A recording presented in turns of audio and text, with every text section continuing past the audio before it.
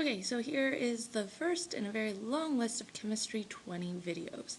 To begin with, this is the beginning section of our grade 10 review, okay? So to begin with, we have WHMIS. WHMIS stands for Workplace Hazardous Materials Information System. All chemicals in the lab are to be treated with respect, alright? WHMIS has been developed to provide guidelines for the handling, storage, and disposal of reactive materials. Okay, so every chemical that we bring into the lab is going to have a WHMIS label on it. Okay, the WHMIS label just deals with, first it has a symbol on it, which tells us what we should be doing with it. It's got handling, storage, and disposal information on it. That is about it. The more detailed version of all of this information is the MSDS, which is the Material Safety Data Sheet. That is something that we keep that has kind of all of the information that you could possibly want on this chemical. It is much more detailed, mostly because, one, it's a several page document rather than the WHMIS label, which is just a quick little label on the outside of the container. Here are some WHMIS symbols. Okay, so the first there is compressed gas.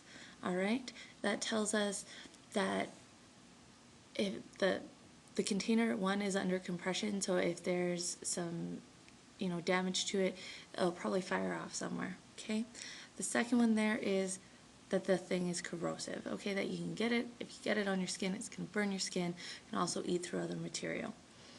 The third one there is flammable or combustible. It's pretty much going to burn, that's what it's letting you know. Okay, the fourth one there is that it is poisonous and infectious material causing immediate and serious toxic effects. That's the lovely skull and crossbones, something you don't want to touch. Next set of four here, we have poisonous and infectious material causing other toxic effects. This is, you're not going to die immediately, but it may kill you in the end. We have an oxidizing material, something that's going to react very violently with oxygen. Next, we have dangerously reactive material. This is something that possibly you don't want to bump very hard, or maybe you don't want to expose it to oxygen. Finally, there we have biohazardous infectious material. Okay? Next set here is regarding the atom. Okay, there are three separate parts to an atom. We have the proton, the neutron, and the electron. Okay, symbols for these are the following. We've got P with a little plus sign above it. You've got your lovely NO for a neutron, and our electron of E negative.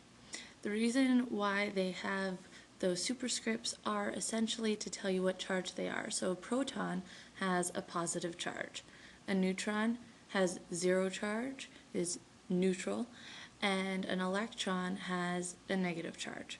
Okay? Electrons are found in a cloud region around the nucleus. Alright? So they aren't in specific levels, they're not embedded in the nucleus. What it is it's a cloud region that is around the nucleus, where the nucleus, on the other hand, contains the protons and neutrons, which make up most of the mass of the atom. Here we go. A mass number, okay? The mass number of an element is the number of protons plus the number of neutrons, where the number of neutrons is going to be equal to the mass number minus the protons, alright? An isotope, on the other hand, are atoms with the same number of protons but different number of neutrons. So they have a different mass number. Our examples there are carbon-12 and carbon-14. Carbon-12 is going to have 6 protons and 6 neutrons, where on the other hand, carbon-14 will have 6 protons and 8 neutrons. Next section, we'll be talking about the periodic table and how it is arranged.